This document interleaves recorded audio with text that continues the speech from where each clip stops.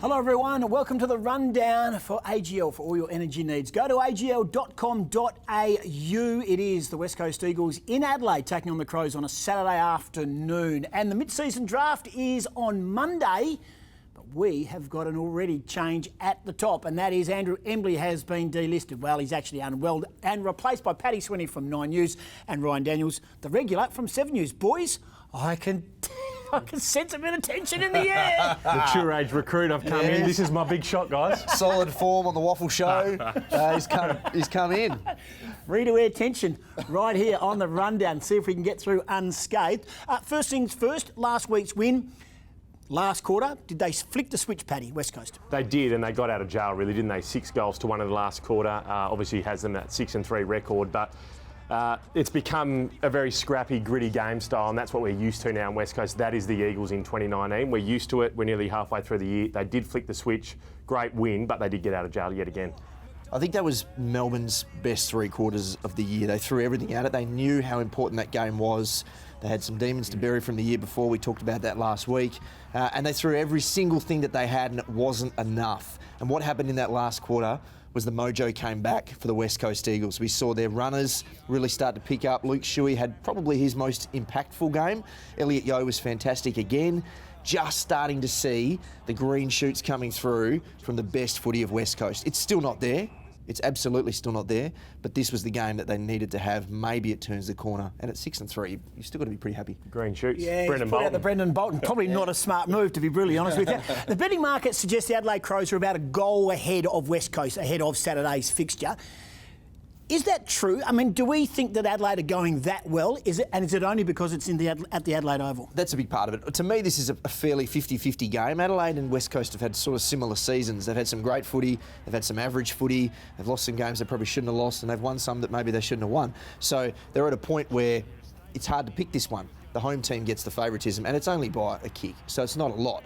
I actually think West Coast are going to do better in this game than people think. I'm not sure about the changes, and we'll talk about that later. I would have liked to see something different, but I think the bookies have probably got it right. They normally get it right, as you know, Goss. Spot on for mine. I think Adelaide's body of work in the last 5 weeks. They'd won 4 previously leading up to that 1-point loss against Brisbane. Their defence has really tightened up. They've just conceded 10 goals twice in that last 5-game period. One of them was last week against the Lions, and their attack has really started to blossom in the last 5 weeks. So I think the Crows deserved favourites in this one. Yeah, they're a momentum team, Adelaide, aren't they? It's almost like the crowd here in WA. When the crowd gets behind them, they get on roll 3 or 4 goals. It's very hard to plug the holes when the opposition. Particularly the forward line. Like Tex Walker, he is not the same player he was 5 years ago. We know that. And Will Schofield will go a long way to stopping him altogether.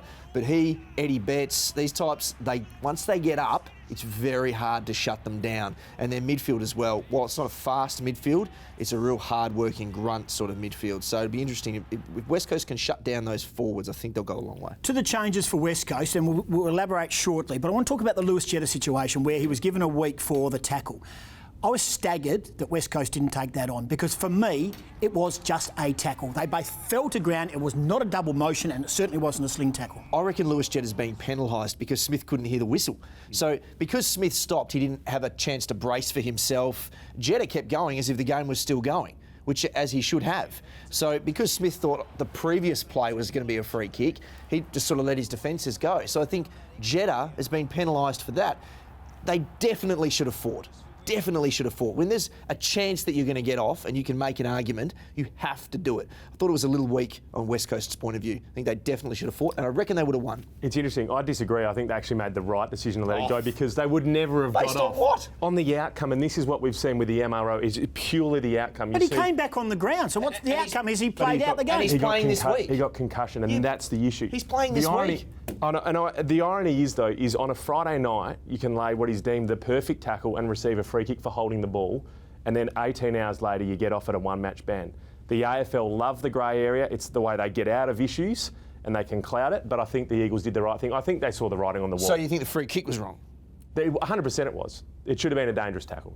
In the terms of that, the head hit the ground at the same time as the shoulder. So I think Dean Margette's actually got the decision wrong. And it was a controversial one because at the time, had Melbourne got the free kick 30 metres out directly in front of goal, the Eagles probably, maybe they don't go on and win. But I actually think the Eagles saw the writing on the wall. I think it was a smart decision not to contest it. We talked about the mojo returning. It came pretty much in that last quarter. Liam Ryan's magnificent mark. It's had a bit of an afterthought and some fallout from it. But Liam Ryan's mark, where does it rate in the marks taken by West Coast Eagles over the journey? I've got my opinion. It is not in the top three, not even close. Not in the top three? Nah. Okay. Well, for starters, I love that every single day Liam seems to have run 10 metres further. It was 60 metres, then 70, now it's 150 metres. He's run from outside in Leederville. But for me, you can't go past Ash Sampi. That mark, the sheer elevation and the fact that he got vertical, I tend to prefer the great marks when the guy's straight up. So if you literally, he looks like he's standing on somebody's shoulders. Liam's mark was fantastic. It was a crucial point in the game. The way he got up on Max Gone of all people.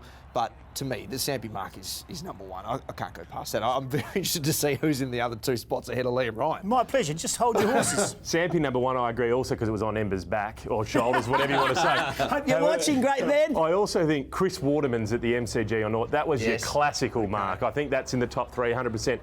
And for number three, I think Liam Ryan's on the weekend. But I think if he can consistently do what he's been doing, and he did it against the Bulldogs last year. This guy's only in the fledgling part of his career. If he can do that, he will no doubt end as the Eagles' number one high flyer. Brett Heady was also very good back in the day. All right, so pull up, mate. You can only mention a couple. You don't have to mention them all. Just one moment. I'll just call Nick Naitanui and find out if he's on the line. Nick, you've taken any decent marks over the journey, mate? Nick Naitanui's taken his own bag full. Nick Naitanui, we're rolling some of them now. Nick Naitanui is a marking machine, and there's a couple right here that we've seen now that are clearly in the top three. Liam Ryan was a good mark. Yeah, but which one? You can't see. It's not a body of work. Which specifically against Geelong? That's it the took only a one. massive mark. Yeah, that's one of the. Waterman definitely is in the list. I mean, Liam Ryan was a huge mark. Don't get me wrong. It was a team lifter. It was a game lifter, and it's what we expect from Liam Ryan. But I'm telling you right now, pound for pound, he wasn't as high and there wasn't as much going on around him as some of those other pack marks. What about the fact that he did run 300 metres to get to the... Yeah, but mate...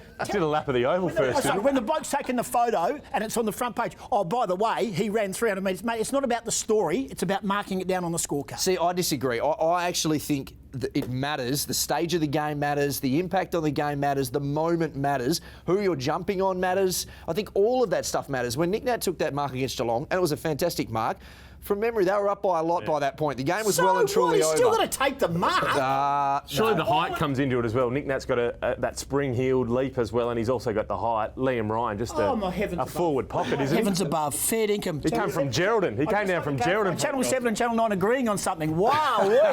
All righty, let's talk about that. And Channel 7 not pumping up Nick Nat. Thank you very much. Don't I worry. want that on the record. It's on the way, let me tell you right now.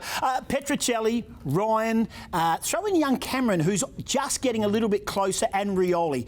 It's an exciting forward line. Can they fit all four? One. Two, is that the most exciting quartet of players? I'm brutally disappointed that wasn't the selection this week.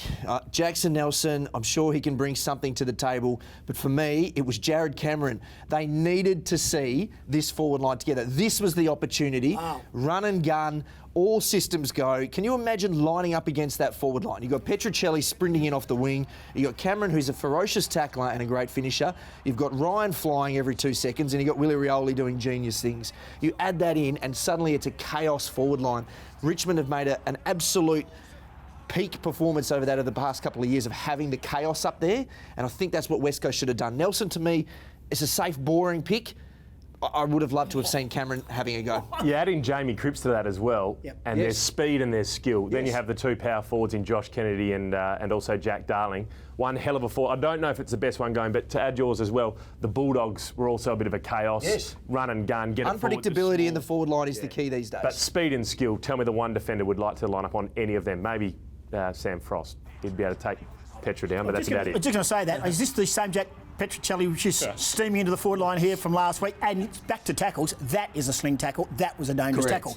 Now, in regards to the forward line, I've seen Jared Cameron in the last couple of weeks in the Waffle, last week in the Waffle. I was gobsmacked that his name was listed in the squad. Why is that? I just don't think he's ready. I'd like to see him do more. And I know Adam Simpson and the coaching staff pick role players. You do your role in the Waffle, and that's the role you will fulfil in the AFL team. But no disrespect, he's a good kid and he's going to be an exciting player. But he just went last week. I didn't think... He wasn't in my top 10 last week playing in the Waffle. See, I think they're starting to get tempted and we've talked about this for weeks now about how they're not quite right balance-wise. I think they're starting to get tempted to bring in new roles. So you have your roles that you wanted, but maybe you need to tweak that. And maybe Cameron can play this new role, which might be adding another dynamic forward to the list rather than playing it safe. I think that may be what they're going to have to look at. If it doesn't work this week, I'd love to see it happen next week. I'm with you guys. I think hold 5 on that. I think we've seen with Jared Brander, he debuted in Sydney last year and then he had to play Geelong over there as well. So 2 tough road games. I think maybe ease him in a home game here would be nicer. Give him another month, maybe a couple more weeks at least, a body of work to get him right. Yeah, I think he's going to get games. I'm just not too sure. I think it's one too many. That's my personal opinion if he was to play, especially with those small forwards in Ryan and Rioli. But if one of those to go out through injury or any other reason, absolutely, you'd probably tap Cameron on the shoulder. Alrighty, so you've actually lambasted the West Coast Eagles selection committee. So you think their team, you're not happy with all their changes, but you actually think they can win the game?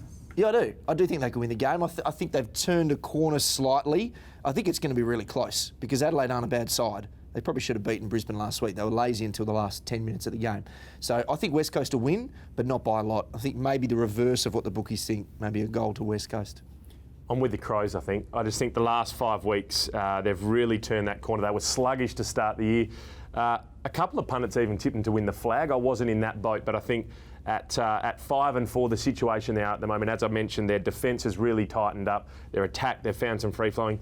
Josh Jenkins kicked 6 goals last week in the Sandfield, can't even get back in. I think really interesting at the selection table, Bryce Gibbs dropped for the 2nd time this year. He also missed another one through illness. They still don't have Matt Crouch. I think the midfield battle, if the Eagles can get on top there and get the supply, they can win, but I just don't think they're getting it this year at the moment. So I think Adelaide at home.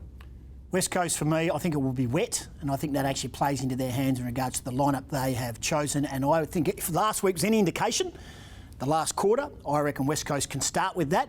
They'll spifflicate Adelaide by a margin. I've got a good feeling about West Coast. Spifflicate? Yeah. Yep, absolutely. They are coming, the West Coast Eagles. Hey, nice work by you. Embers, if you're watching, get well soon and we'll see you next week. Fingers crossed. Paddy, nice work off the bench for you. You're running along. You were just sort of doing your Baywatch impersonation from the Got phone. hamstring awareness though, Goss. I might not be back next week. Ryan Daniels, absolutely brilliant again. Next week you might even want to shave. That is the rundown. Thanks to AGL for all your energy needs. Go to agl.com.au. The Eagles in Adelaide, Saturday afternoon.